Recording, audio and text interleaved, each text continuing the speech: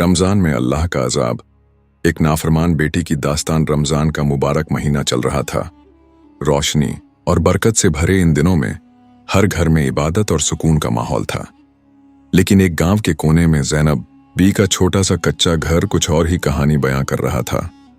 Zainab B की दो बेटियां थीं, बड़ी बेटी नज़मा और छोटी बेटी नगमा। नज़मा सीधी सादी, नमाजी और अल्लाह से डरने वाली लड़की थी। वो अपनी माँ के साथ रोजे रखती, कुरान की तिलावत करती और हर वक्त इबादत में मशगूल रहती। लेकिन नगमा वो दुनिया की रंगीनियों में डूबी हुई थी। न नमाज की परवाह, न रोजे की फिक्र, न माँ की इज्जत, न बहन की बात की कोई कद्र। अल्फाज भी बदतमीज और रवैया भी बेअदब।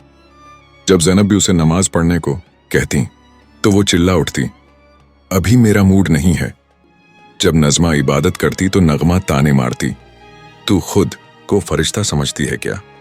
ज़ैनब बी की आंखें ये सब देखकर भर आती, मगर वो चुपचाप अल्लाह से दुआ करती, या रब मेरी नगमा को हिदायत दे दे। लेकिन एक रात सब कुछ बदल गया। रमजान की एक पुरसुकून रात थी। गांव में शांति थी। सब रोजेदार आराम कर रहे थे।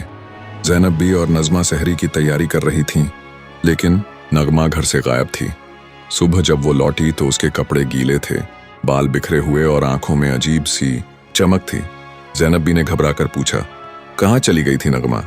उसने गुस्से से जवाब दिया, जिसका जो दिल चाहे सोचे, मैं कोई बंदी नहीं हूं। लेकिन उस दिन के बाद नगमा का रवैया और अजीब हो गया। वो रातों को घर से गायब रहने लगी। उसके कमरे से सांप जैसी आवाजें आने लगीं और उसकी आंखें अब इंसानों जैसी नहीं लगती थीं। फिर एक रोज गांव की एक औरत अचानक चीखते हुए ज़ैनब बी के घर आई, बीबी, आपकी बेटी को नदी के किनारे एक बड़े सांप के साथ देखा। वो खुद भी नागिन बन गई है। ज़ैनब बी बेहोश होकर गिर पड़ी। जब होश आया तो उन्होंने नज़मा से कहा, बेटी अब सिर्फ अल्लाह ही उसे बचा सकता है, चलो दुआ करें।